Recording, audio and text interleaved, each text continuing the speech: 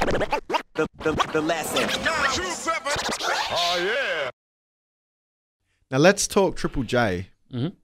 Because I imagine when you were doing music heavily, even though you weren't necessarily Popping. I'd say obviously you weren't necessarily making music to try to get on the radio.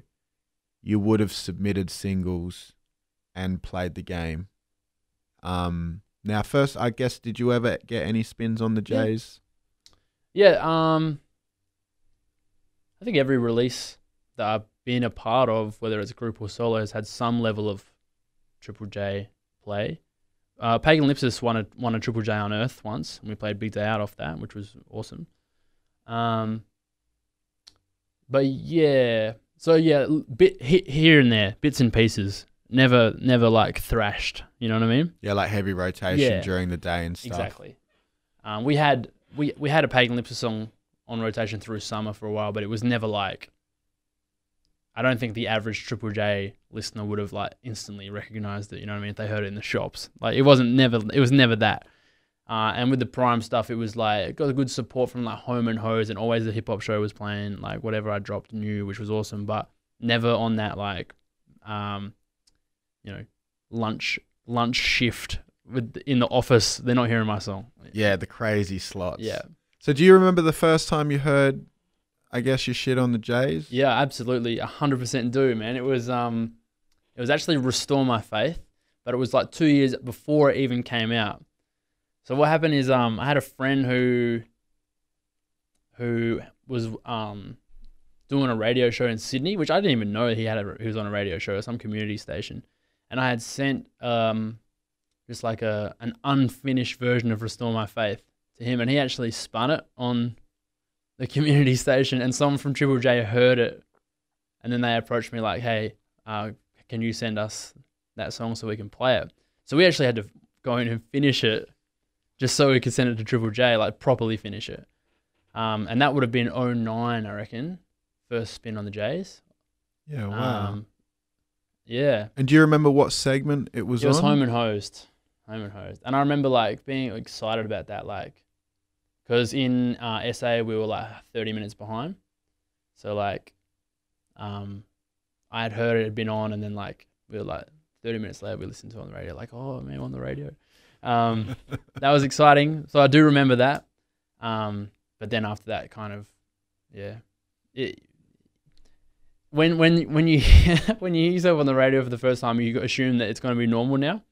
Like, I'm going to be on the radio all the time now. But it didn't work out like that. But you did have a couple of other spins. Yeah, I mean, spins here and there. Never heavy, though. Yeah, never daytime rotation. Yeah. So then I guess, give us what your take is on the impact of Jays on Australian hip-hop, both the pros and the cons. Yep. Well, it's without doubt, it's a massive thing for not just hip-hop, for every genre of music. And it's because there's only one of them. If we had like 20 other stations that were like Triple J, then all of the criticism that is thrown at Triple J wouldn't exist, right?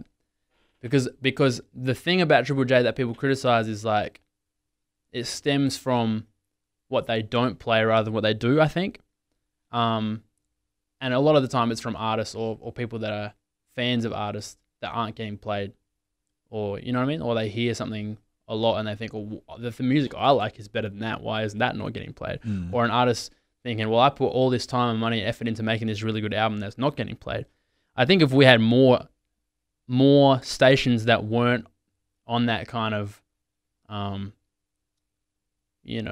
normal pop music, major label, Taylor Swift, if we had more stations that existed outside of that world with listenership like Triple J has, we would have very few complaints, I think, because there would be more spots, there'd be more opportunities.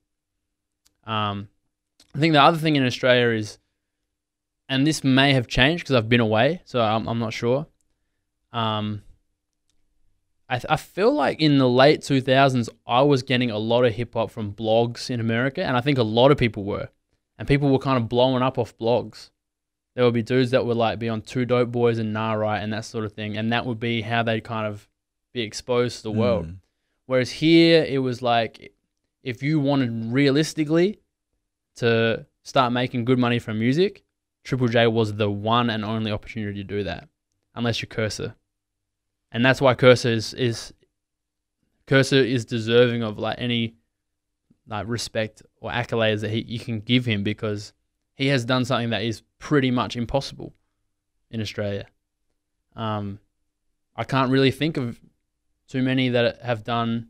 Actually, it's a little bit different now, because now people have like, people are using the internet a lot more effectively now. But he was the first one to do it at that level for sure. So yeah, I can understand people having issues with Triple J, but I think they need to realize that the biggest issue is there's only one of them. If there was 10, even if there was 4, if 3, there's too many people making music to all be on Triple J. There's too many people that are good at making music to all be on Triple J. So I don't know, man. It's almost like this. It's someone working in an office, or you go to a restaurant and they're clearly understaffed, but you're like, "Yo, waiter, where is my like?" It's not actually the waiter's fault. There's just too much to do, and I think sometimes that's the issue. Like, it's too. I think for the most part they do a pretty reasonable job. There's obviously music that I don't like on Triple J, because I don't like all music. There's gonna be music I don't like, whether it's on there like, yeah. I think the people that are involved that I've met from Triple J are genuinely, most of them are genuinely like, they care about music and stuff. Like, you look at How as well. How is incredibly passionate about helping artists get shine. He invited me into the studio when I did Sweetest Victory of All, like in Sydney. Like, that was a big deal for me. That was a big audience for me. And I think for the most part, while I can understand people criticizing, I think people need to realize that they've been a source for good a lot more than a source for bad. I think what I will say is, in hip hop, and again, I'm gonna go back a little bit. I think in hip hop, I always had this idea that the hip hop community or the hip hop scene decided at some level, collectively, who were the sort of the big ones in the hip hop scene. So you look back to like 2002, 2003, and you look at like Hilltop Hoods and, you know, Lyrical Commission and that sort of thing. They were kind of the leaders of the scene in a lot of ways, and it was the hip hop scene that elected them to that position. I feel like what has happened since hip hop has got bigger and bigger and more popular is now I'm not sure if hip hop is in a position to elect its own leaders anymore. And that is a difficult thing.